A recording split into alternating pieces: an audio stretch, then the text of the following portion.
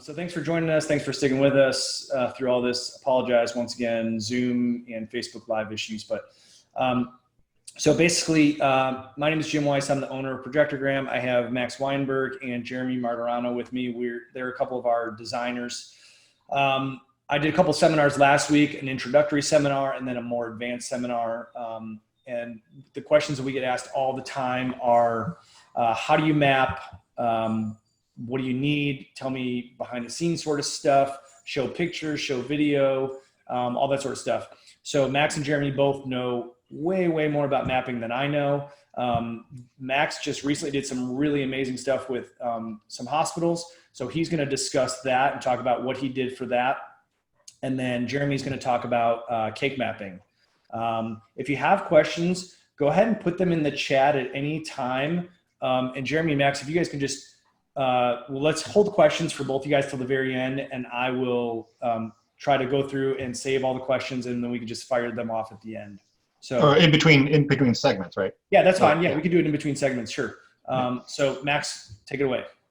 Okay, I am going to share my screen here, and we're just going to kind of get right into it. So this is my case study on the hospital stuff that I did, and that is not, I'll just click down here. All right, so basically where to begin. First thing is do your homework. I'm gonna try, hold on, I'm gonna get rid of these so I can see my whole screen. It is vitally important for you to get permission before you show up on a hospital property. You just can't do it. It's just with everything going on and liability, and people being freaked out about coronavirus floating around everywhere. So this is a screenshot of the actual email that I sent to the head of PR for the local hospital group. They pretty much own every hospital in the area. I think there's 8 altogether, each one being different in their own little thing. But you can, I'm not gonna read through the whole thing, but you can kind of see what I did and how I reached out to the lady that was in charge of the PR department. It just so happened, by whatever grace of God, the lady that is the head of HR PR is my first boss's wife in broadcasting many years ago. I explained that what I wanted to do, kind of why I wanted to do it, with my brother being an EMT paramedic. And Max, and yes. Hold on one second. I just want to make sure. Can everybody see Max's screen? I just want to make sure that.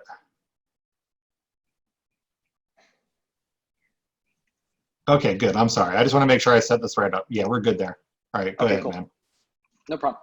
So with myself being a former police officer and my brother being an EMT paramedic firefighter, I really kind of wanted to reach out and do something for the people here locally. So this is the initial email that I sent, letting them know that we are ready to go whenever we got the approval. I also sent them, there's a link in there that you can see. The link is from the hospital that did it in the Midwest. I'm not quite sure where it was done in the Midwest, but I included the YouTube link to kind of give her an idea of what I wanted to do visually. If you guys want to use my stuff as an idea to present to them of what you want to do, feel free. I will send you the video or send you the link. If it's helpful in any way, please let me know, reach out, and I will give you that video so you can use it in your initial presentation. This is the actual reply that I got from her, the head of PR. Her name is Mary. Thanks for reaching out. Tim is her husband, told me to say hello, yada, yada, yada. Now you can kind of see the questions about what was involved to get this done on her behalf. Where and when, what time frame, is it one night, is it visible during the day? Obviously not visible during the day. Who's gonna create the image that's gonna go out there? And you can kind of see her logic or the way she's thinking about how she wanted to move forward, and I provided the answers that she needed for those questions. It's all pretty self-explanatory, but now kind of to the good stuff. It's always good to do a site visit, kind of like if you're at a new venue and you're DJing at a location that you've never been before and you need to know where you set up, what door to go in, where you park. I went out there took a photo of where I envisioned the mapping going to be done. I did a Google Earth distance measure from where the wall is to where I wanted to project from. It's approximately about 181 feet at this hospital. So not knowing everybody's level of your AV knowledge and whatnot, projectors all kind of have different lensing and different throw distances. So I needed to know what lens I needed, where I could possibly set up, kind of the logistics behind what did I need to do to get it done and do it quickly and get it up and get it on the building. So what do I want to project on? I wanted to project on the facade of the building, that rectangular shape that is right behind their logo, which is at the top of their building. How many feet? Like I said, it was about 181 feet. What type of lensing do I need? What is the shape? Are you going to be 16 by 9 or 9 by 16? That's going to play a big part in how you create your content and what you want to put on the building. And I'll show that again here in an upcoming slide. Is there a clear line of sight? You know, how am I going to get my projectors up over that little facade, that little triangle peak, and dial in my product to get it up there? There's a palm tree right there, which we did end up moving some palm fronds later on in the evening because it just was just kind of bleeding into our projection a little bit. And is there power? There was no power at either location, so I ended up bringing out a generator and running power. The first one was a little noisy. The second location that we did, we brought enough power cable to put the generator about 100 feet away, so it wasn't as loud for our projection during that time. So it was more of a convenience for us more than anybody else, because there wasn't anybody kind of coming into our area. Another great benefit of working with the hospital is that we had security rope off all the spots that we needed. So we had total carte blanche of where we wanted to park, how many vehicles we were going to bring in there, what we needed to bring in there, and it was just roll up and get it done. So that's what, let me skip down the next one. So practicing before you go is paramount to me, because obviously, like, we tried to practice this yesterday and everything went great. You never know what's going to happen when you go live or when you show up on site. And yes, you can put a projector on the side of itself, and I'll show you why here. And I'm going to click on this video.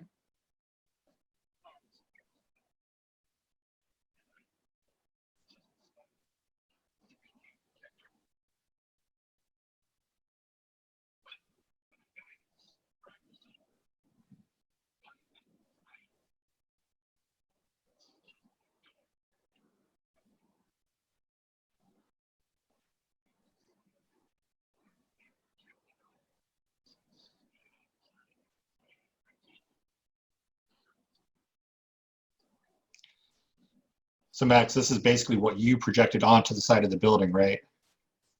I can barely hear you, Jeremy. This is what you projected onto the side of the building? Yes, this is the actual images that went up on the building. Kind of buffering here a little bit. It's a little laggy, but that's still good. It's an interesting back end view here to see the content that you put up there.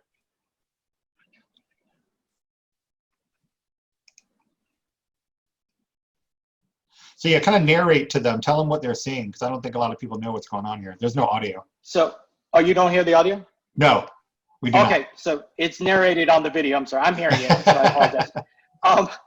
I can start over if you want. What you're seeing essentially is me practicing before I go out into the field. I can rewind this a little bit, and I won't make you suffer through the whole thing again. But what it is the video of me practicing before I go out into the field, using the door within my house right there. You can see the door frame of my front door, the inside of the door. So what I'm doing is replicating the facade of the building of the hospital so that I can see that my video is rolling properly and that it is in the right aspect ratio as far as being from top to bottom instead of from left to right, for lack of a better term, or for people that don't really fully understand video. By going from 16 by 9 to 9 by 16, you want to make sure that your pixel ratio is correct, because if you try to crunch in video or stretch it out, it's not going to look right. So by turning my projector on its side and creating the video in the proper format, I get full benefit of projecting onto that building. So let me click escape here real quick, and that should get me out of that. Jeremy, am I back to my PowerPoint here? Yes, you are. Okay, cool. So that's kind of practicing before you're going. And yes, you can put a projector on its side. They will send the heat out, and you really don't have to worry about it that much. But it is something that you can do to make your projection better.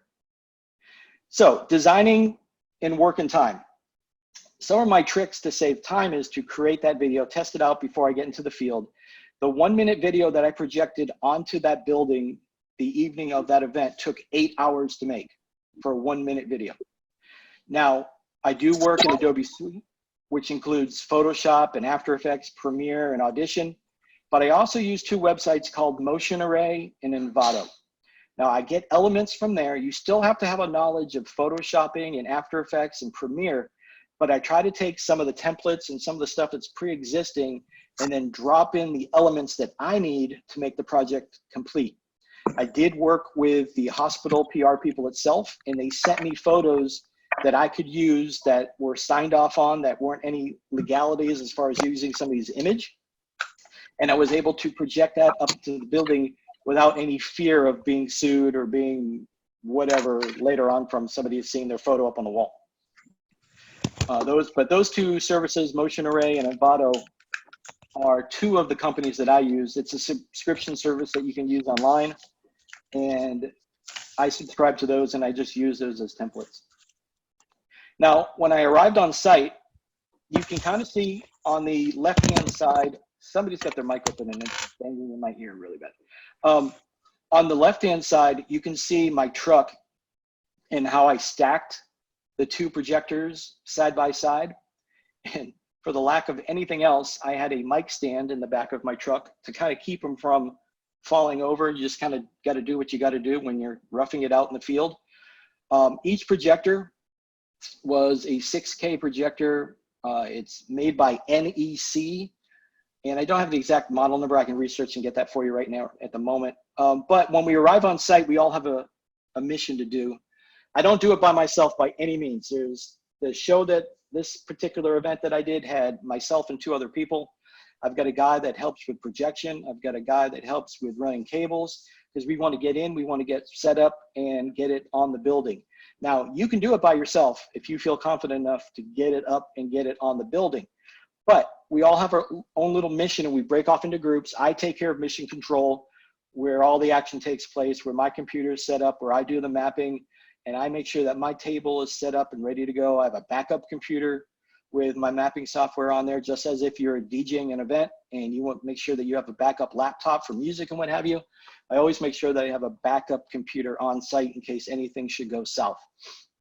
On my table, I also include a GoPro camera for the footage that I'm going to cut up and use later on that evening. I didn't mention it here, but we had a friend bring out a drone, and I'll show some drone footage from that. But then I have my production support who starts the generator. They run the power from the generator over to the table. We get the projectors up on my roof and running the cables back to control table. And because we had, we didn't have the projectors we really wanted. We had 2 6Ks in the office. Our warehouses are closed, so I don't have the availability to get the larger lumen projectors. We just said, well, hey, we'll stack them together and blend them to make one image, which is stacking and blending. You essentially put one of the test patterns up on the building itself from one of the projectors, get that dialed into where you want to be, cornerstoned, keystoned, however you're going to get it up there. Put it up on the building and then blend over the secondary projector right on top of the first projector, so that you're getting double the image, double the lumens of projection. So I've gone from 6,000 lumens to almost 12,000 lumens. You do lose some when you blend them together, but you get the benefit of having 2 projectors projecting one image, and that's done via Arkaos which is my mapping software of choice. There are many, many other ones out there. I also use Resolume. There's Heavy M. There's Mad Mapper. There's a bunch of other softwares that you could use. Or if you're just cornerstoning, you could hypothetically make a PowerPoint slide of what you want to project and put it up on a building and go as simple as that if your projectors will afford you to do that by cornerstoning. Take a real quick sip. So that is an option, but the main thing is blending the projectors together, getting the image up on the wall, and getting the product out there. Now, some of the extra benefits of working with the hospital is the publicity. By getting permission from the hospital, you now have a team of PR people to help you out. It's not any of my staff. Now, since I'm working in conjunction with the hospital, they want to get the good word out there. So they send out the press release. They contacted the media. They made sure that all the local media was there. And this is the result. I got a stand-up interview on our local CBS affiliate. I was also on Fox and NBC here locally in Fort Myers. You can kind of see, I just took a quick snapshot of when I was doing the stand-up, and my name of my company, everything but a phone number. So there's the advertising part of it, so to speak, of getting your name out there to the masses for doing something good for your community. Not only did I feel good about doing it, there was a benefit to doing it. A lot of people didn't know this is the actual hospital that my mom passed away in. So this is why I chose this hospital first, not only just for all the nurses and doctors out there, but also because this is where my mom passed away. On the right-hand photo, you can see the nurses and doctors and what have you come out and take photos of the actual projection up on the wall once it gets dark. You can kind of see the image there. That's the blended image up there on the wall at approximately 12,000 lumens. And that is the end result of the product being projected up onto the building. So you want to get social. I have a friend that has a drone. I got drone stuff as well, but he's a far better pilot than I am. We are both FAA Part 107 certified, so we can fly, and we can fly at night because we have that designation as well.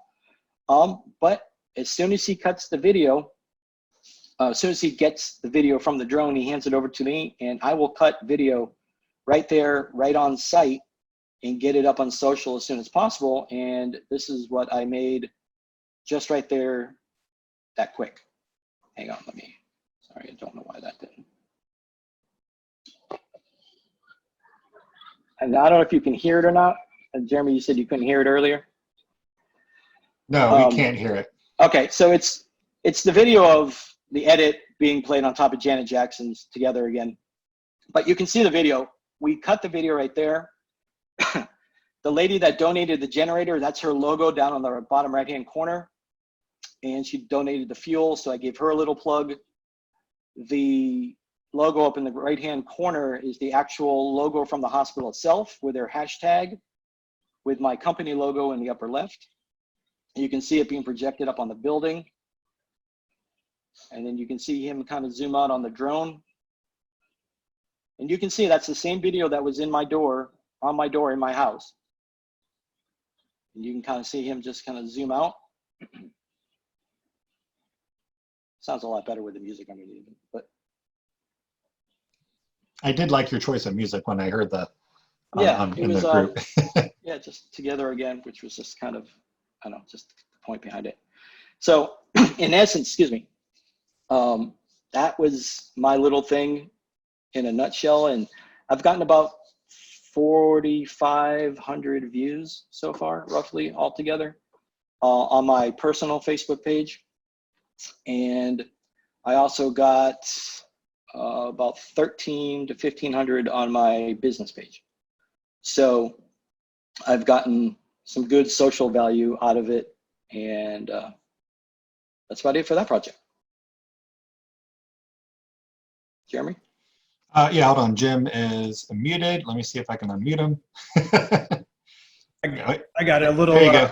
A little Zoom trick for anybody who doesn't know. If you are muted, you can just press your space bar. Oh, that is true. I pressed it. I don't think it showed up quick though. I can answer some of these questions if you want. Yeah, I've got them typed out, Max. I just lost you. Can you hear me? Here we go. All right. Oh, there you go. Okay, cool. Okay. So thanks for presenting that. That was great. So a couple questions from the group, and then I'm going to throw in a couple also. Someone asked, is that the main entrance to the hospital, and why did you choose that side of the building? That was not the main side. The main side is where the ER is. We didn't want to affect traffic. That was the main side on the road where people could drive by and see the mapping. Also so that if people wanted to come up and get a photo in their car, they obviously couldn't get out. But it's not, we stayed away from, we've done 2 hospitals. Both times we've stayed away from the ER entrance, which is really the main entrance to the hospitals, just to be away from any type of virus possibility. I don't want to see my team get sick. That would make me feel horrible.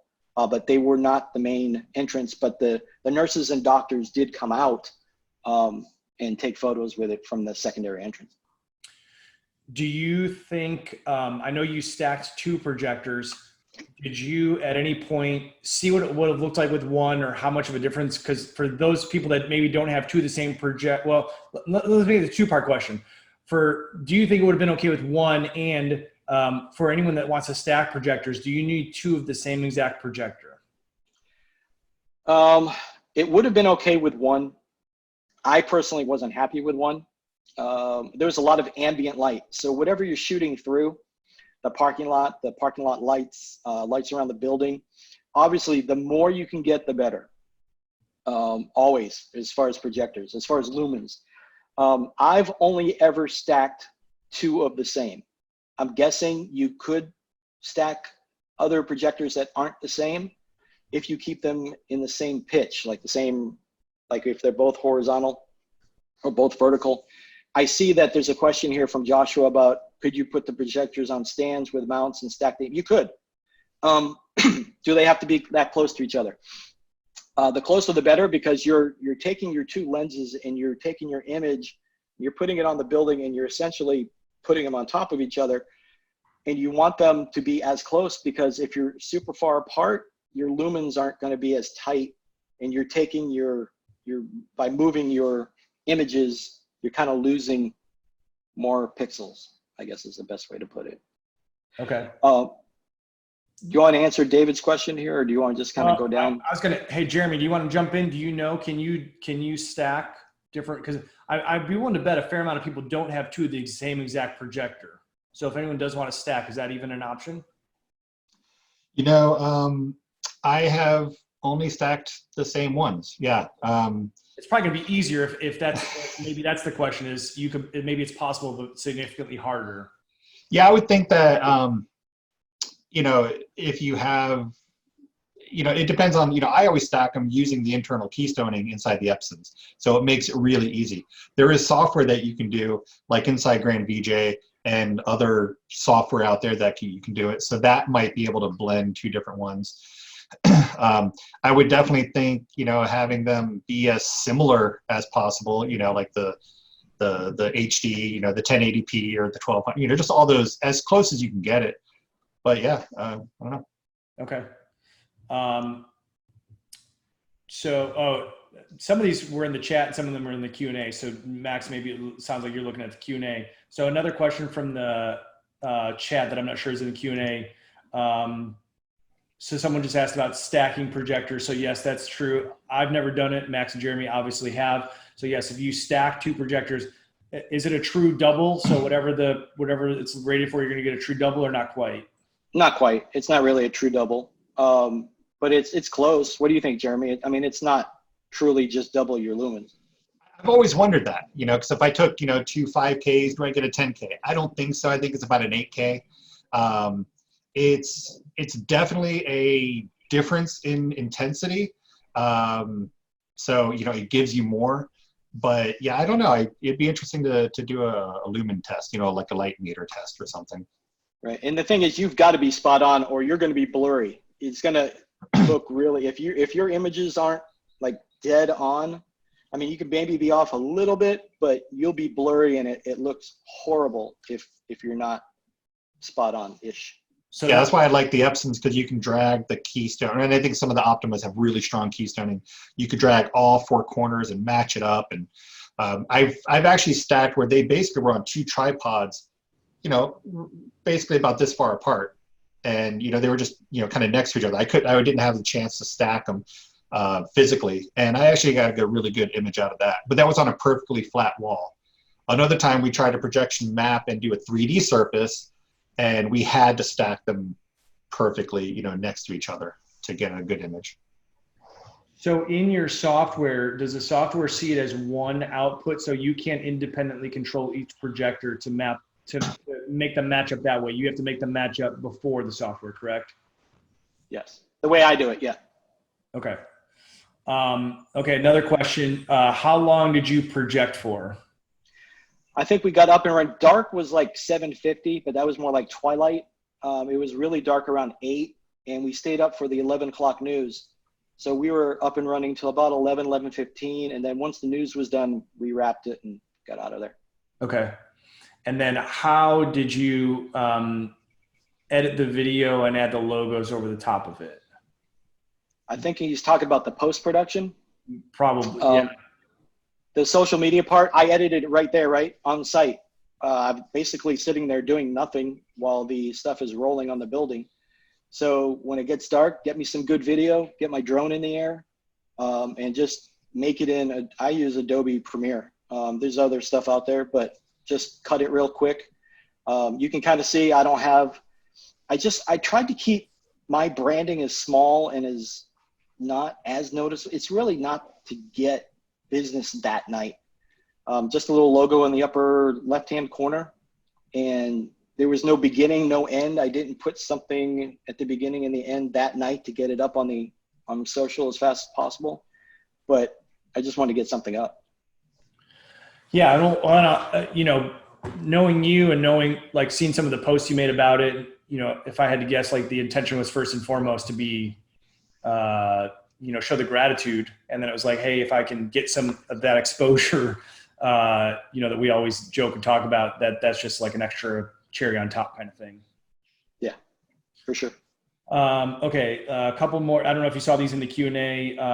Is it possible to use the hospital logo to do some animation? I mean, I can jump and answer that. Yeah, you definitely can. So you could totally do that. One caveat. Major corporations, and this is just from my corporate end, do not like their logo messed with, because that is their bread and butter.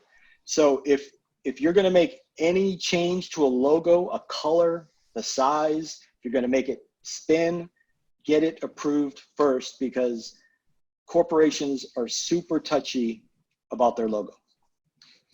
So and if you're going to do that, get it approved beforehand. If you're going to do any kind of rotation, make sure it's always front facing. You don't want it to see backwards or upside down. But yeah. So on the flip side of that, ironically, just today I was going through some old orders that we had done through Projectorgram, and like someone had ordered Duracell, and they had us animate their logo. And we do a fair amount. Sometimes we don't promote them because we don't know if the company behind the company hosting the event, not the actual DJ or lighting company, if they want that animation to be out there public. So sometimes we don't share those. We've done for like Grey Goose and Red Bull and Duracell, and gosh, there's been a whole bunch of brands we've done. And from what I know, they've always gotten it, like you're saying, Max, checked with the brand first.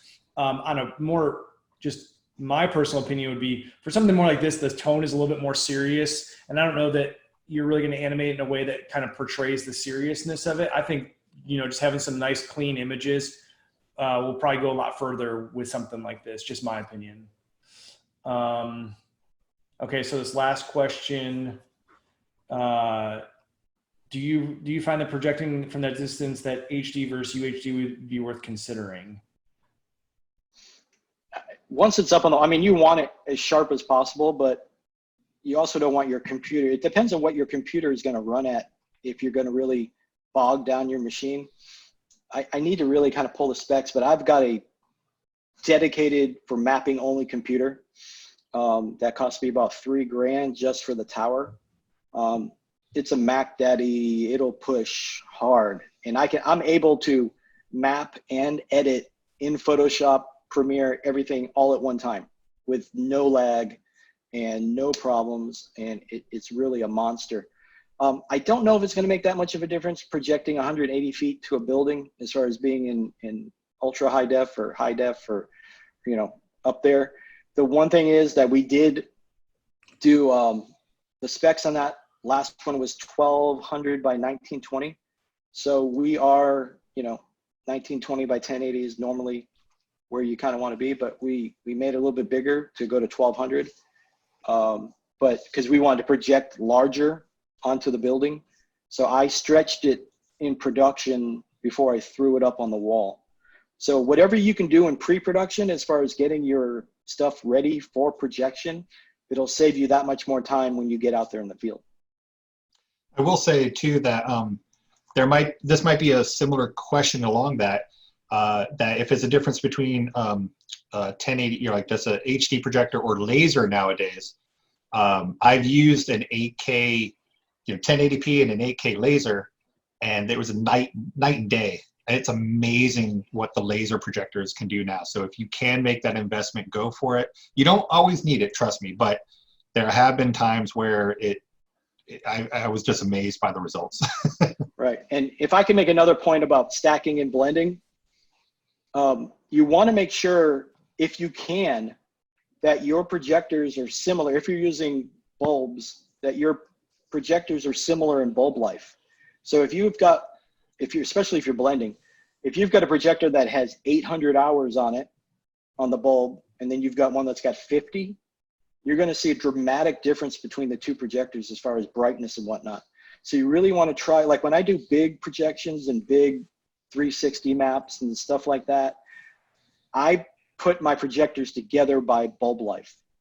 So if I've got a 500, a 600, an 800, a 900, and a 200, I'm going to try to group my projectors by bulb life as close as possible.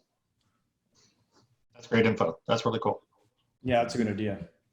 Another question in the chat. Can you explain a bit more about lenses when projecting at that distance versus, say, 50 feet? Oh, that's a whole nother animal that could take hours to do. There's a geometry, and I hate to say it, there's an app for that. If you figure out how many feet you're going to be projecting, it'll tell you what type and what size of lensing you need. So if you're going to be 180 feet, then you need like a 0.8 lens and stuff like. There's a whole bunch of mathematics that goes into it. We can probably tackle that another day, and I can go into the mathematics of it behind it. And we can go through all that stuff. But yeah, there's geometry to doing that. From my standpoint, even, you know, talking mapping aside, well, and Jeremy, something Max said earlier made me think of the time that you projected on a mountain. That was really cool. But I've never projected on a mountain, but we have done a building. Oh gosh, probably about 100 feet away, just no mapping, just straight out of the projector. And that was just using just a standard projector. There was no special lenses or anything we used for that. I think maybe when you're trying to be super specific with mapping, maybe it plays a little bit more of a role as far as, you know, needing interchangeable lenses and that sort of thing. But I mean, obviously the mountain you did was awesome. Yeah, I mean, I'd say that in a perfect world, man, if we could have some of these big, beautiful projectors and replaceable lenses, I mean, you know, Max was a little spoiled because, you know, he worked for an unnamed company that had all the tools and toys. But, you know, like for me, it's like I didn't have access to all that. So everything you've always seen us do is just with a 5K Epson projector. And maybe like a few of the times we stacked them. But for the most part, they were just a single 5K. And, you know, it's just knowing your ambient light. And you guys can do a lot with what you have. Just try it, you know. You know, we talk about all these really awesome tools, and that's definitely something to strive to. But you can just get out there and do with what you got. Yeah, just the only caveat to that I would say is, for me, I'm always trying to under promise and over deliver. So just make sure you don't oversell yourself and try to take on something that's bigger than what you can do, because you're ultimately going to leave the client disappointed. Yeah, practice first. Practice. Yeah. Go demo it, practice it. Don't even let them know you're going to practice it before you promise. Yeah, you definitely got to do that. Yeah, totally. Yeah, that's why I did it. That's why I did it in my house before I went out in the field, just to make sure that it was going to be the right image and the right size and the right shape and whatever. Like I said, whatever you can get done at home to get it better in the field, practice, practice, practice, practice, practice. That's great. Well, thank you, Max. If you would mind sticking around, because there's probably going to be some other questions if you have time. And then I'm going to turn it over to Jeremy, who's going to talk about, I swear, the topic we get asked the most. I mean, people just ask generally about mapping, but cake by far is the most common question we get asked. So turn it over to Jeremy for cake mapping. All right, let's do this. So yeah, we even have a cake from Max, so that'll be kind of cool to see. So I am going to jump in here. I'm going to start with a little PowerPoint, just to kind of show you some of the basics of how we set all the cake mapping up and why we do it and the hardware. And then I'm going to jump into Arkaos and just show you a little bit of the basics of how we've set up our mapping. But beyond that, I think next week we're actually going to, now we've worked out the kinks, we're just going to do it like this. And think, you know, we're not going to go through the live. We're just going to do it like this again. We're going to do more of these, and we'll show you, like, go in there step by step how we do a lot of the stuff in Arkaos. At least that's what we do. So I'm going to go and share my screen. All right, let's go ahead and jump into my PowerPoint. All righty, cool. And boom, now we're full screen. All right, so just some of the cakes that we've done. Now, when we talk about doing cakes, the cool thing is, yeah, it's really awesome. And a lot of people, I don't know, it's kind of weird. A lot of people do want it, but then at the same time, we haven't done a whole lot of them. But by doing this in our market, immediately set us apart from everybody else. And we became the first ones in our market to do it. And we became known as, oh, Karma can do anything. So even if you don't sell it a whole lot, I'd still just, you know, just do it, because you can get some great exposure and experience from it. All right, so when we talk about doing cake mapping, you know, some basic stuff real quick. Yeah, you're gonna need a projector. You're gonna need some software. We use Arkaos Grand Vijay XT. There is a one out there called VPT8. It's a free software. It's not easy to use, but it's free. So if you wanna play around with that. Although I will say Arkaos has come down way in price. So it's gotten a lot better. I mean, it's half the price of when we bought it. So just please buy it. Arkaos is amazing. And then you're going to need some sort of rigging, and I'm going to show you that. You're going to need a cake. I'll come back to the babysitter tech in a second. You're going to need a cake. We create a fake cake, but you can do it on a real cake. I strongly suggest using a fake cake, because then it's going to be there all night long. You can have that cake built to be way more impressive than any real cake. As you can see on the right here, I think there's a 6-inch tiers. It's 4 tiers at 6 inches each. And we had a nice hard edge, you know, crisp corners. We did it on a fondant cake before, and it looked okay, but it wasn't like as crisp as this. So when I say a babysitter tech, I usually mean, like, you know, when we talk to a lot of DJs, some people want to do this and then still go and DJ and not pay attention to this. You know, anybody can come up and just bump this cake and the whole thing goes off. And it's like, you need somebody there to kind of babysit it, I would say. So here are some of, there, we don't need to hear that cheesy music. This is how we do cake mapping. We do one layer that is the background visual, and then we do videos on each layer. You can kind of change them up. This one was on real cake. And I'm kind of curious, can you guys actually hear the audio that comes through? You hear this cheesy little music? Does anybody hear that? I don't know. Okay. No, Jeremy, I don't hear it. Okay. All right, so I'm having the same problem. It's okay, you don't really need to hear it. Although I was gonna say, like, this part, see, that's what we did on fondant. So I was gonna say this one here, unfortunately you can't hear the audio, but the cool thing is, this one we actually had The Wizard of Oz for a Sweet 16 party. It was playing you know, elements of the movie, and we had a speaker underneath the table that was playing the audio. So it's just a whole movie all night long looping. And it was great, because when you walked up close to it, you could hear the audio from the movie. So that was just a really cool, touch to that. So when people are walking through, the DJ's playing off, over on the other side of the room, but when you got too close to the cake, you heard it, and it became a more interactive element. So back up real quick.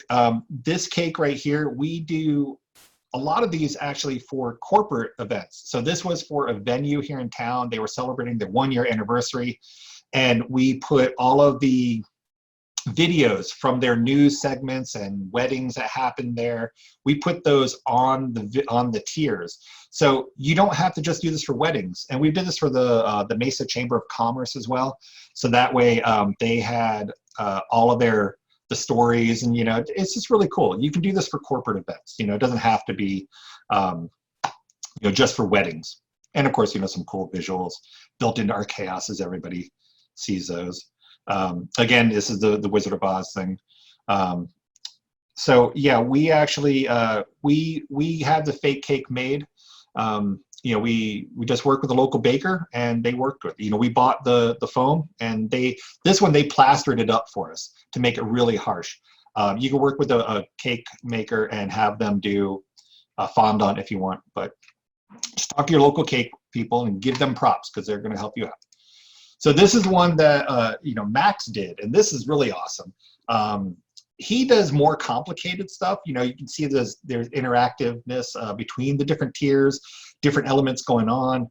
Seems a little more of a choreographed show, where mine is kind of a set and forget. But this is really cool. I just love what he did. So, and Max, I don't know, is this a fake cake, or was this kind of like a box construction, or what did you have here? It was a fake cake given to me by the hotel. The reason behind the footage, I know it's kind of weird that it's on a wedding cake. This was done for the owner of the Tampa Bay Buccaneers, and he also owns Manchester United, the football club. So we needed that wow factor from when he walked in to see this, to feature in his hotel in St. Petersburg, Tampa area, called the Vinoy. So that's why we kind of used this stuff, but it was a fake cake that the hotel made for us. See, that's a perfect example. I mean, this all started out as Disney doing wedding cakes, but there's so much opportunity out there for us to do it for non-wedding events. Manchester, I mean, anybody who's celebrating anything would love to have something like this as their centerpiece. Take inspiration from Ace of Cakes. You used to watch a show all the time. They would make cakes for a ton of different events, not just weddings. So anything that wants to celebrate something will want a centerpiece like this. All right, so let's move on. Somebody was asking, do we put a rope around the perimeter? And you can see on the right here, we did have a rope in front of this one. So this is how we've set it up. Typically, we get our projector. We always do it with one projector, because that's what we started with. We wanted to make it as simple and small footprint as possible. So we came up with this format. I think Donnie Lewis had something very similar. I got inspiration from him, and then we kind of made it our own. So you can see here on the right, that's kind of like the way we started out. That was actually our first cake that we did for that Sweet 16 Wizard of Oz one. And we just hid the truss behind the drape. And then we put the cake on a table, and then we put the red velvet rope in front of it. And I'll just say that was just because there was 100 little rugrats running around, and they all wanted to come up and touch it. And I thought I was just going to be sitting behind the the curtain reading a book all night. No, I was like running interference like a linebacker. It was pretty crazy. So the then on the left you can see where we've actually evolved into doing more of a where it's just free floating out in the room. We went from the table to this platform that was built just for the cake, to hold it right there. But basically the concept, and we were in a backyard, right? That was that circular cake that we did. It was for an 80s themed surprise wedding in a backyard. But the concept is really, you want to get the projector up high enough and out far enough that you can come down at a 45-degree angle. That's if you're doing it from above. I mean, that's, a projector ceiling mounted is the best position for a projector. That way people can literally walk up underneath it they could have their face almost right on top of the cake and not cast any shadow. You'd be surprised at how many people walk up and think it's being lit from inside the cake for some reason. I don't really get that, but. So, you know, where Max did on his, he actually had 2 projectors coming from the side, and he hid it behind 2 scrims or, you know, kind of whatever. And I think that's how Disney did it originally too. They hid it inside fake presents that were sitting out in front of the cake, and then they had the velvet rope there. So really, you know, that was just kind of eye level, I think, to do that. So there's a lot of different ways to do it. There's no right or wrong way. You could put the projector on a table in front of the cake. That's fine, go for it. Just get your feet wet, experiment. People will walk in front of it, but you know, if you hide it and kind of hide it inside some decor, maybe you get away with it. I think it'd be totally fine. So as you can see here on the left, we just go up really high and come out about 6 feet. Jeremy, can I interrupt for 1 sec? Yep, please do. If you see, you probably don't have the clip in your presentation, but if you look at the video that I put up there for the cake mapping, although I didn't use it in that projection, there is a 3rd projector sitting on a cocktail table round in front of it that is kind of hidden with a present. So the guy that did the Disney cake is a friend of mine. His name is Ricky Johnson. He's out of Orlando. That whole thing was done on a soundstage first with Disney before it went live into one of their facilities. But he was afforded the opportunity to use a lot of Disney stuff, which, as you can imagine, their reach is forever. But yeah, that's how they, and I learned from him as far as mapping and whatnot. He's no longer with the company, as am I. But you can use we used the 2 outboards that were sitting behind the scrims, and then we did have that one down low, which we didn't end up using, but it was there. Okay, that's awesome. That's really good to know. You know, there are benefits and pros and cons to both angles.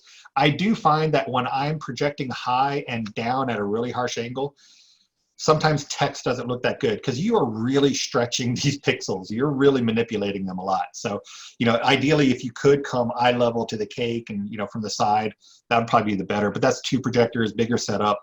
This works great. So this is why we do that. So I'm going to talk to you about the pole mounting here in just a second. So let's go on to, this is another example of how we've used it for a wedding expo where we just had the cake out. And again, these are my Epson 5K projectors. They are HD 1080p. I'd say from this close, you have to be a 1080p. You can't do this with a 720. It'll look very, very pixelated. Trust me, we've tried it. That's why we bought this projector. And then, of course, we just ended up using it for all of our monograms and projector logos and everything. So it's multi-use function. But this is in a full bright, you know, wedding expo, wedding bridal show. And so we just had this. It was real. You could see it really good. Of course, you know, this is my camera on my phone. That's why it looks blown out. But trust me, it looked really great. But these are the ones that people are walking up and they're like, where's the projector? I'm like, it's literally right above your head. So it's always fun. So let's talk about the hardware that you need. Somebody was asking about, you know, the pole mount, and this is where I'm going to talk to you about that. So this is a little behind the scenes of how we've set up a projection mapping, or the cake mapping. This was that event that had for the venue where we had all the for their 1-year anniversary. So we actually set it up on a piano. That was fun. No pressure at all. not an expensive piano. Nah. But you can see the projector up here. I think everybody can see my mouse. It should be highlighted. So what we're talking about up here is to connect your projector to the pole that's coming out here. You're going to need Projectorgram Easy Mount HD, right? I think, yeah, that's the only one you sell anymore anyway. So that's the best one. And I'll show you in a second in the next slide where we actually how it clamps attaches to the clamp. And then you're going to come across here to the pole, and that's just all Global Trust. Everything we've done used here is Global Trust. Doesn't mean you can use anything you want. I'm just telling you what we use. But the pole, this it's a 2-meter pole, which is about 6.5 feet. We find that being the perfect distance to come out to shoot down on the cake. We love Global Truss too because I think it's aluminum. I mean, it's super lightweight. It's also hollow. And the beauty of that is you can hide your cables. You can run them through the pipe and then down inside the truss. When you pull the sleeve up, nobody sees any cables. I will say, do that before you get to the gig. It's really a pain in the ass to run the cables through the pipe at the gig. But so yeah, you're connecting over here, and then we have a couple of, they're the swivel clamp narrows, or any kind of Cheeseburger clamp, and I'll show you that in a second. That connects the pipe here to the truss. And then, you know, the truss, you know, it's the most stable because you have 2 connection points there. So it makes it really, really stable. You know, coming down to the bottom here, you just need to make sure you have a big enough base that you can, for the surface area, you want to counterbalance all of this weight. The projector is only 10 pounds, but when you cantilever it out this far, you're going to get a lot more pressure, and this thing's going to be super top heavy. So you want to put, we just put like, I think a 35-pound sandbag on the base of this. So, you know, I think we started out with it first. We did a 100-pound base plate because we were like, you know, we got to make it, you know, secure. And then we found out we could do it with less. But, you know, really, you just want to make sure you counterbalance this here. Now, a friend of mine, I don't know if I'm not going to give away his secrets yet, but somebody I know is working on one that he's just using a single pipe and base to come out. And, you know, it's brilliant. I've always wanted to try it, and he made it work. It's definitely not as stable, but you're working with what you have. And so that was really kind of cool. So maybe he'll show the world to that later on. I think that's, this is all of the equipment that we use. I wanted to break it down. Also, too, to show you, this is how we map it. And we do this with a lot of, you know, when we do any mapping, try to get as close to the mapping as you can, or have a spotter out there to help you see where you need to go on these big buildings. But when you're doing a cake, just put your laptop right in front of that cake, map it all in, and then you can move it and, you know, hide it elsewhere. For this setup, we actually put it on a shelf back here. It's a little, I didn't put that in the list because it's not essential, but it's just a global truss shelf. You know, I don't know what they call them. But it just clamped back here, so the laptop just sat back there all night long. It was very nice and clean. Let's see. So here's the money shot. Everybody always wants to know. I swear to God, this is like the #1 question. Everybody always wants to know, how do you mount the projector to the truss? And this is how you do it. Take the Projectorgram mount, you unscrew the pole sleeve, and then you put a Global Truss 360 clamp. You could do any kind of clamp there. We've actually put regular C clamps. We put American DJ O clamps, but this is metal. It's going to be a lot more secure than the ADJ O clamp. So, but that thing's really secure. I will say you do want to, this is my little naughty photo here.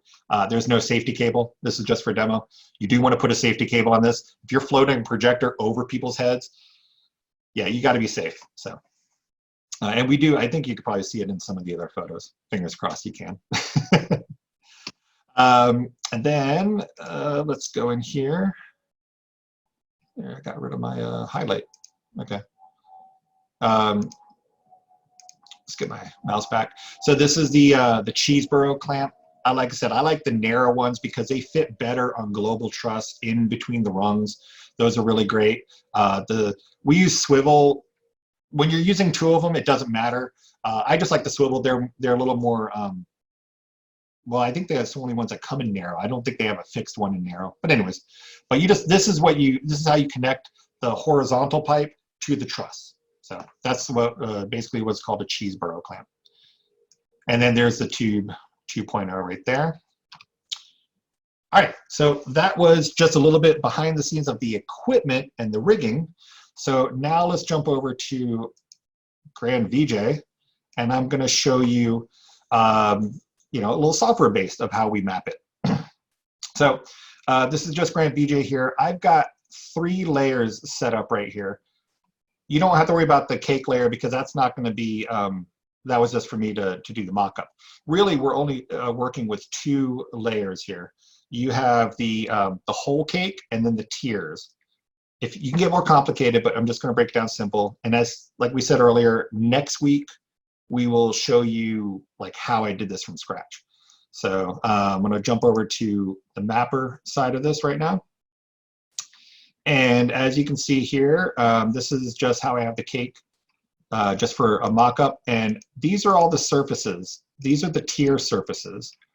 And then I have one, there it is, that one right there. I don't know if you guys can see that. That's the whole cake. Now let me jump over here. I'll show you. Let's move this over here. I'll bring this up. This is the whole cake. So that's essentially what it looks like. I'm sure it's a little jittery. But, you know, when I draw out a whole cake, I just start with one surface and then I manipulate the grid. So that way I can just drag and draw. And I have it where it hits this layer, has a little flat, kind of comes down. You can see it looks like it's pouring down the cake. I love it. It distorts the video, but it looks really cool. So then if we go back, I'll bring that away, and then we'll bring in the tiers. Now you can see what the tiers look like. Sorry, it's a little jumpy, guys. I know we're having some issues with the web, but you know, these are all just the different tiers that I created. So this way, you know, you could have different content on all of these. It's really impactful, I think, when it's the same video on all of these. So as you can see, that's basically what the mapping, you know, the cake looks like.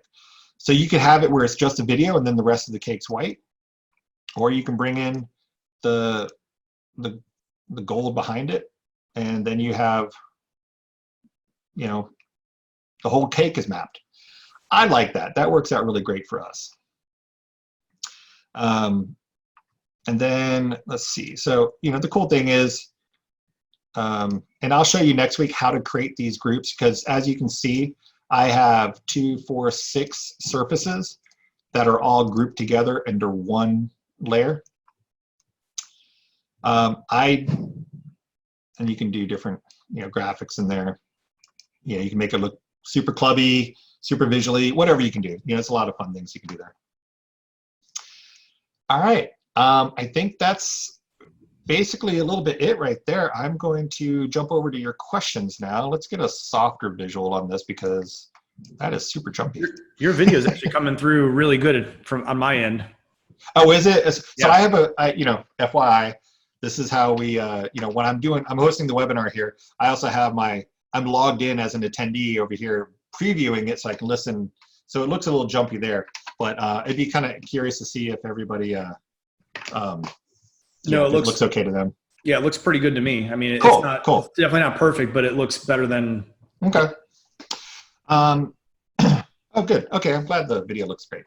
All right, so let's hit some of those questions. I guess we can work from the bottom up, or whatever you want to do, Jim. Yeah, I mean, if you've got some, but here I've got some that I already grabbed from Q&A. I'm sorry, from just the chat, which is talking about the cake. Did you buy a fake cake, or do you have a fake cake? Anyone know resources for getting fake cake? I'm going to jump in before you answer that real quick. And we have I mean, there's so many different people that are doing webinars and seminars, all sorts of stuff right now, because we're all kind of stuck at home and we have all this extra time. So we're trying to learn. So I don't want to overwhelm everyone with doing like 50 of these things over the next couple of weeks, because hopefully we're kind of wrapping this up in the next couple of weeks. But so I don't want to overwhelm everyone. But I was talking with Stuart Harris. For anyone who doesn't know him, he's over in the UK. He does amazing work. Jeremy and Max, they do amazing work too. Stuart brings another facet, and I know he talks a lot about all this cake stuff, as far as like getting fake cakes, all that sort of stuff. So before you answer that, Jeremy, so we'll hopefully have Stuart on next week also to answer the cake question, but go ahead. Cool. Yeah, so the cake, I kind of touched on it earlier. You know, we bought the foam and we had a cake maker near us build it for us. So it's, you don't want to buy a fake cake. You don't go out and just buy us a fake cake off of online. It's going to be really expensive. Definitely work with a local cake maker. And also too, like with our fake cakes, you know, going back to like this one here, you can see that we started out, here, let me go full screen on this. Come on, full screen. So this cake here in the middle, with all the photos of the girls. That was our first cake. It was made out of fondant. And then it was only 3-tier, and there was 4-inch tiers. Then we had another one made that was 6-inch tiers because it gave us more projection surface. So it was more impactful. And by the way, just this little tip, this is what we did where it was at a wedding show. People came by our booth. We took their photo, we uploaded it to the software, and then we just threw their photo on the cake. They freaking loved it. Everybody was doing selfies in front of the photo of the cake, or you could put a webcam on top of the cake too. It's just insane what you can do. All right, so someone asked, where did you get the Wizard of Oz footage? YouTube. I don't know. Okay. No, and I know that's a question that people ask. Wait, this footage, I just realized this is different footage. This is actually, I did find this on YouTube or Vimeo. I forgot I had that. I don't know, I just grabbed it out of our visual software. There's a ton of stuff that you can find online, unofficially. This is hypothetically, I guess we'll say, that you can find a bunch of stuff online that was used for visuals of, I found stuff for Katy Perry's visuals that she did as the back of her concert. So when we did a mitzvah that the girl loved Katy Perry, I'm playing the actual visuals that she had on her concert up on the screen. People put this stuff up on YouTube or BitTorrent or whatever. I mean, I think as long as it's a private event, you're okay with playing this type of footage. If it's a public event that they're charging admission for, that's a whole different story. But for private events, nobody's going to bust you for copyright. I'm not a lawyer. I'm not going to give you legal advice, but I don't think that's going to be an issue. Okay. Is it possible to project 360 degrees? If yes, how many projectors would you need? Max, feel free to jump in too here, because I know you have experience with this also. So It really depends on the size of the room that you're projecting. The one that I did, the ballroom, there's a castle that I made. I can show that next week. We networked 14 or 16. I can't remember. Well, hold on, Max. 14. I think so. You're talking about doing a 360 room. Were they talking about doing a 360 cake? I think we're just talking about cake still. Oh, sorry. Cake, I did. My bad. Jumping way into the complex shit. 2. Yeah, right.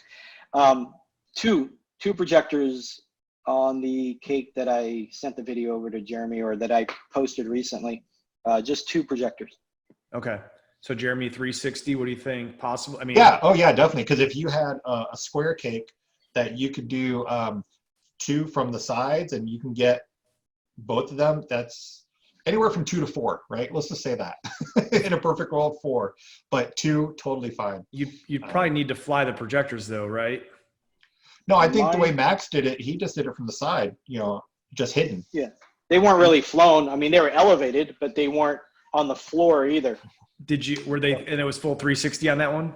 Yeah. You can see it in the, I don't know, Jeremy, if you got that video or not. Let me see. All right, everybody's going to get a, here, you can play it, but it probably won't look quite as good as when you can actually watch it. And I can maybe post it somewhere. It's actually in the Projection Pros group, isn't it? Yeah.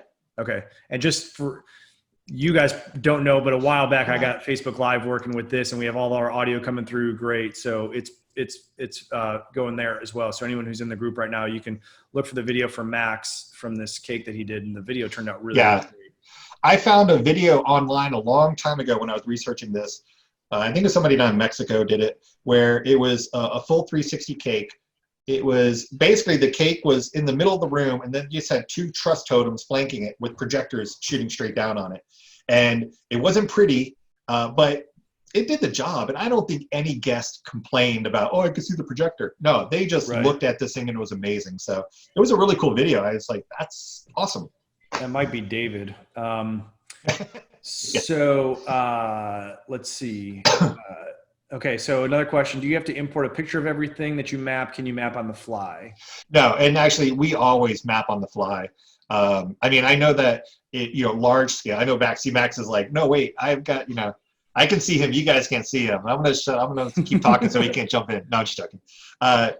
Yeah, I mean, when people do big buildings, Max is going to talk about that. You can do that.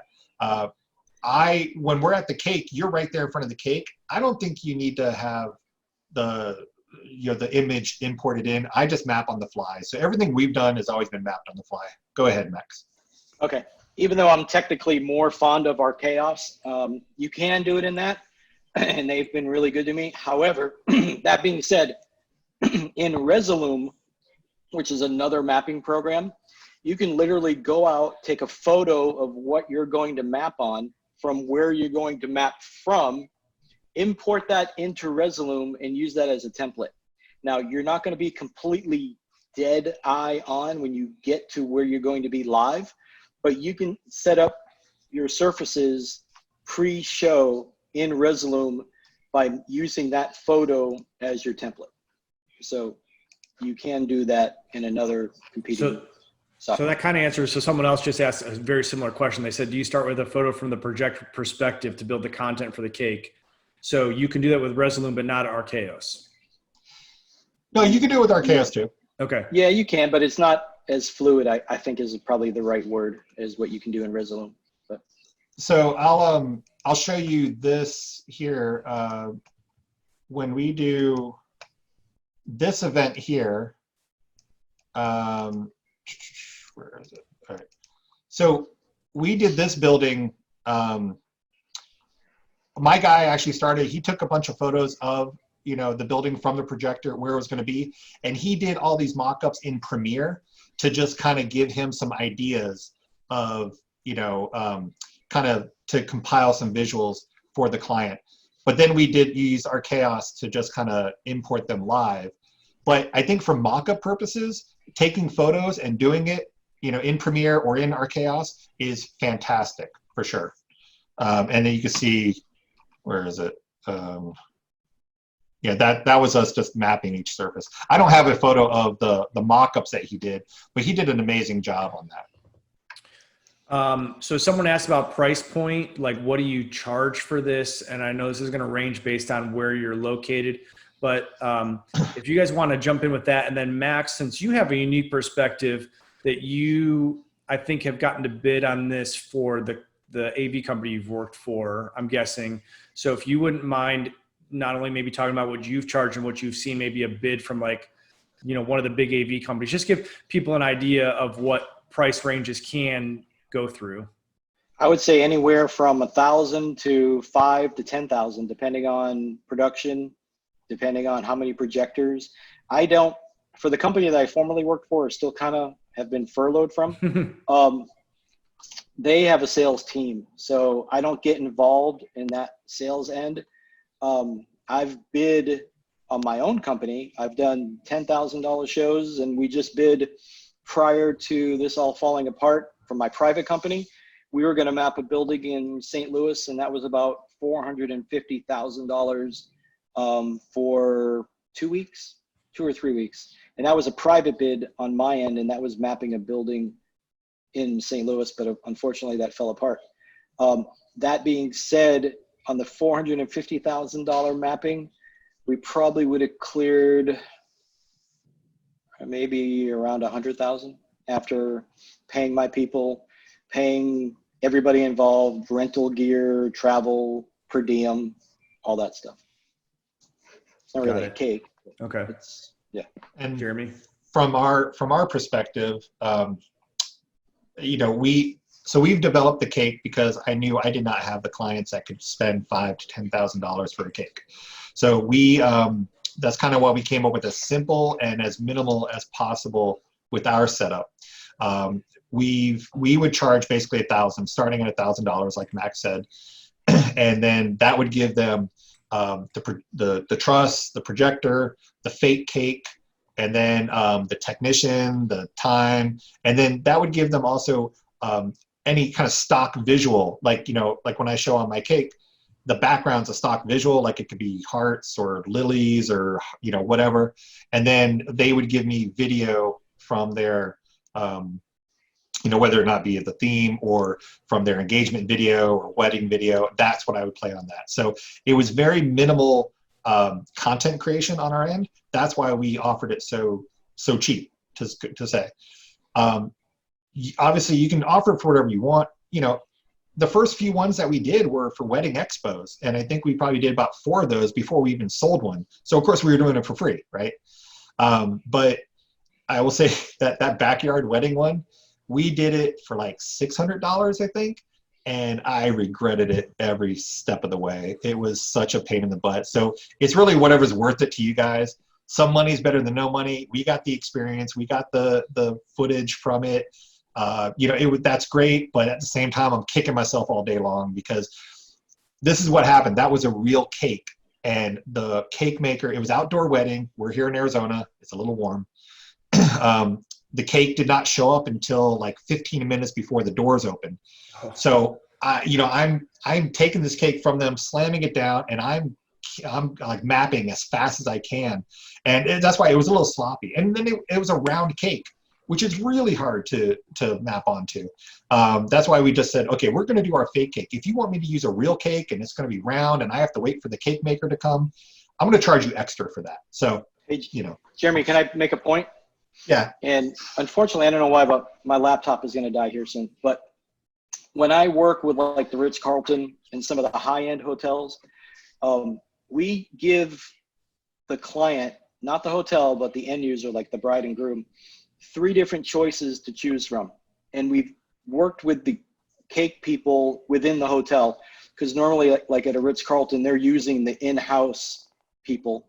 So we've worked with them to have 3 different cakes that the client can choose from. So, and we'll take it and we know the layout of each ballroom and we'll spike the area, meaning there'll be tape to where we're going to know where the cake is going to exactly be. And we can save within our Arkaos and the other mapping programs the dimensions that are already pre-mapped so that we're pretty close. And if I charge $3,000 for a hotel for a cake, I don't care if they charge 5. I don't care if they charge 10. As long as I make what I need to make to cover my company and they want to upsell to get my product in their hotel, I don't care. And if they have 3 to choose from, whether it's square, round, or whatever shape, those are already predetermined and say, now the content will be different from each client, but my dimensions, my pre-mapping is already done. So just an idea to kind of. Oh, that's pretty cool. I mean, with more practice, we could have gotten better on. We've only done 1 round cake, and then some of the like the way we do it, it's like our content's very modular. There's nothing really connecting to the rest, so I can map something really quickly on the fly. But that's a good idea. It's that's why I said we haven't done this a whole lot, and we've done probably about 12 to 15 of them over the couple of years. I think we started 2015 was our first one. So it's not something I push a whole lot because the market isn't super huge, but like I said, you can make some money on it and stand out in your market. Max, how long do you have before your battery's going to die? I'm at 8%. I'm at 8, but I'm I forgot you said that. Yeah. real quick. So something from the Facebook group, a question is when you're taking pictures from Resolume, can you give some input on that? Are these just like real basic pictures with your phone? Anything fancy? Do you need to like be at a certain distance? Do you need any sort of details? Anything like that? I would be standing where my projectors would be so that you get a true ratio of what you're going to be projecting on from where you're going to be projecting from, if that makes any sense. If like that hospital, I knew that was going to be about 180 feet. So if I was doing Resolume, I would have stood approximately where I was going to place my projector so that my template, my mapping is already pre-saved from when I get there. And you can do that with a cell phone or DSLR. So any camera works on that? So even like wide or telephoto or, As long as it's a JPEG, you can import it into Resolume, put it into in Resolume, they call it a slice. Arkaos is a layer. Everybody's got different, but you can put it into your slice and pre-map and be close. Not dead on, but you can be close. Oh, cool. Okay. That's great. So someone asked about, I think I know the answer to this, but I'll let you guys answer anyways. Someone asked about short throw projector for cake mapping. Yeah, no, the answer is no, right? You couldn't see Max's face there. Yeah. Okay, good. Yeah. It's, no, you would think logic does, you would think logically the projector is really close. Why not use that? Because, from a short throw projector, you're still going to be about 6 to 8 feet away, where you're projecting from the cake. So imagine your short throw 6 or 8 feet away from a wall. You're going to have a 12 to 15 foot wide image. Well, it depends on your short throw, of course. So you don't want, the goal here is not to make it as big as possible. Unless you have a massive cake, then that's a different story. But your cake's only, 2 to 3 feet high, or 2 feet high. So, you want to have the most concentrated visuals or projection. So a regular projector works best, long story short. Yeah, whether it's, so logos, monograms, that sort of thing, that's obviously what Projectorgram focuses on. That's what my experience is in. And we get people that ask all the time, same thing, short throw, should we use short throw? The answer all the way around is you just want a standard projector for doing this. So someone else asked, Jeremy, you're using fake cakes, which I think you've kind of alluded to a couple of times, but it sounds like you're 100% using fake cakes. I'm guessing you're open to, and so when you're using the fake cake, then there's just real cake in the kitchen or whatever, the venue brings it out later. No one really knows the difference. I'm guessing you're charging more if someone wants a fresh cake that you're going to have to map on site, because then there's going to be more work, all that sort of stuff. Yeah, that's typically how we do it. And the way I sell it to them is that I explain to them, we can use a real cake, but you're going to eat that cake and you're going to lose this effect that you paid thousands of dollars for halfway through the event. And that's what happened for that circular cake. But they were like, no, it's got to be real. I'm like, that's awesome. That's fine. But other times, people, we just say that, you can, I don't know even how much people pay for cakes, these big fancy fondant and just, gorgeous cakes. They ain't cheap though. So we could have this projection map cake there, and then they could just serve sheet cake from the back. No guest is going to complain. And I love all of my cake maker friends, but most of the time sheet cake is going to taste a lot better than a regular wedding cake. Right. There's been very few times I've had really good tasting wedding cake. But no, you're 100% right. And it's funny because that's a good point. I never would have thought of that. And it's kind of like the whole monogram on the dance floor versus on a wall that we all talk about so much. Like same concept. Like you're paying for this. Let it be seen all night. Let it be part of your pictures. Let it be part of the video. Because, here in Dallas, a lot of times that cake is cut pretty shortly after dinner. So if you cut it, if you cut the real cake, then that money you've paid for, like you said, that's half the reception essentially, that it's gone, that people can't take pictures, they can't take, whatever they want to do. So that's a really good point. I never would have thought of it from that aspect. So that's almost like a selling point. Hey, you're going to save money on your cake. Your cake's probably going to taste better. You're going to get to see it all night. Here's the list of reasons why you want to do the fake cake. Pretty much. Yeah. I think that works the most every time we've sold it. That's basically why. Somebody had asked about decorations. No, you can project onto anything. I mean, Stuart Harris, who will be, will come in eventually, I think, from a future event. He projection mapped on top of it made it look like a waterfall coming down a cake. And then they had the rock, it looked like a mountain, and he just did the water coming down. It was just amazing. So as long as it's not like black fondant, I think you're okay. Good point. Someone asked about ambient light. Is ambient light a big issue with mapping? I'm guessing just because you're such a close proximity. I mean, number one, I'm gonna let the experts speak. You guys are better at this, but just from a logistical standpoint, I'm thinking you're so close. Unless you have a spotlight shining on the cake, you're probably gonna be okay. Yeah, totally agree. Yeah, ambient light's always an issue, but you're so close, it's going to look okay. Like when we did the expo one, it was ballroom lights all on, and it still looked okay. But dark is better. Jeremy, do you still have your slide? Or I can't remember. Someone asked in the Facebook Live, is there a list of software? Did you have a slide with that? I can't remember. If not, that's okay. If not, that's okay, because like I said, we're going to do this. We've kind of talked about this a couple times. We're going to do a few more seminars, webinars, whatever, about a few different topics, mapping being one of them. Hopefully Jeremy and Max for sure on the next one. And I think we're going to dive a little bit deeper and like let them open up their software, show you kind of more in depth what Jeremy did. Because we did a test yesterday and he opened that up and I've heard all this mapping stuff. I've seen the end result, but I've never seen someone open up and show, and it was really cool. So we're going to do that for everybody who hasn't gotten to see that before, do that. Real quick, because I think Max may need to be leaving here in a second. I wanted to read this that he sent over to me that I thought was really cool for anyone that's interested. So we talked about, is it Resolume? Is that how you say it? Yeah, but this is for Arkaos. Right, I know. I got it. Yeah. So there's, we've talked about Resolume, we've talked about Arkaos. So there's those are like the two main programs that we've kind of talked about as far as the actual mapping goes. So Arkaos is who Max worked with for these hospital projections that we talked about back when we first started this about an hour ago. And so they made a Facebook post that I'm just going to read it real quick. We want to inspire a wave of tribute to healthcare workers. That's why for the entire month of April, we're offering free access to Media Master Pro. And then there's a link to some information about how you can access that. And they credited Max for getting this going. So appreciate that, Max. And I think it's really cool that they're offering that.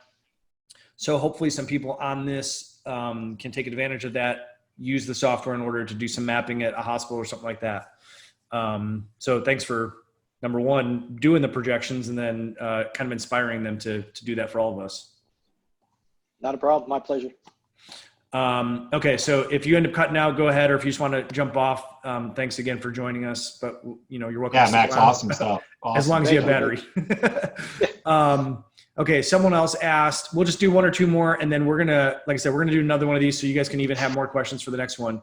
So, who's the best to present this to? Bakers, party planners, venue coordinators, all of the above? Yeah, I'd say all of the above, really. So presenting this to a baker is a tricky, double-edged sword because you're basically stealing their business, in a sense. But we went to our baker friends and said, hey, can we get you to make us a fake cake? And then, we put their logo up all the time and we gave them lots of props, or we paid them. Sometimes we paid them a little bit just to do some of the labor. But sometimes some bakers have asked us to say, hey, can I offer this to our clients? And then I'm like, yeah, you can do that. But then, because I think they've gotten asked about it too. So I think anybody, it will be all of the above is always good. I'm always a big fan of pushing to your planners.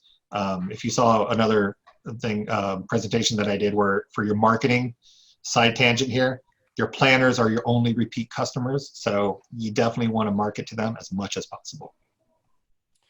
Well, and on a side note, like we talk about this just in general with Projectorgram, marketing is the great thing, like being a DJ, and I know a lot of people on this are first and foremost DJs, but being a DJ is really hard to leverage the power of Instagram because there's only so many pictures you can show of a full dance floor, so many pictures of a happy bride and groom you can show.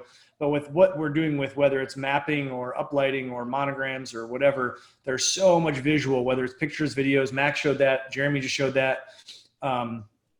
So if you can find a couple opportunities that maybe you have to give it away for free to a client that you really, really like, or these bridal shows, the only problem I'd probably see with like a bridal show or a wedding open house is it may be just too bright in those spots to really get to see the true effect. We talked about ambient light, but if you're in like this big expo hall that's super lit up, you may not be able to see it quite as much, but a venue open house would be a great place. But like from just the traditional, we're talking about just like a regular projection standpoint, using a video projector for anything. Like whenever we do a venue open house, we project a monogram. And then our first couple weddings that we did with a projector, I did for free. Not because I thought it was going to be messed up.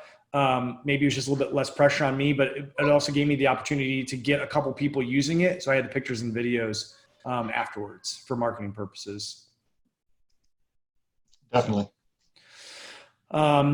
So I think, we'll answer this last one. Would a black drape backdrop help highlight the projection in a bright ambient lit situation? Yeah, I mean, I think any kind of backdrop, anything to block any light if there's backlight coming, but also too, just like a video screen, if you frame this bright image, you know, of a lit cake with a dark backdrop, it's going to pop even more. So yeah, good contrast. Yeah. Okay, well, we're going to wrap up. For anyone who's here from the very beginning, apologize once again. There was definitely something going crazy with Zoom to Facebook. Then we tried OBS to Facebook. I won't keep talking about all that stuff. But we're going to do a couple more of these. We're going to do more mapping. We're going to talk more just general projection stuff. Jeremy and Max will be back again. I'll hopefully be doing a couple more. Then we'll hopefully have Stuart Harris come on and do some stuff. So thank you guys for joining us. We had a bunch of people popping in and off on the Facebook Live, and then the group of people that we had here. So thanks, guys. Cool. Max, Jeremy, thank you everyone who joined us, and we'll be back soon. Yeah, thanks, guys. Thanks, everybody.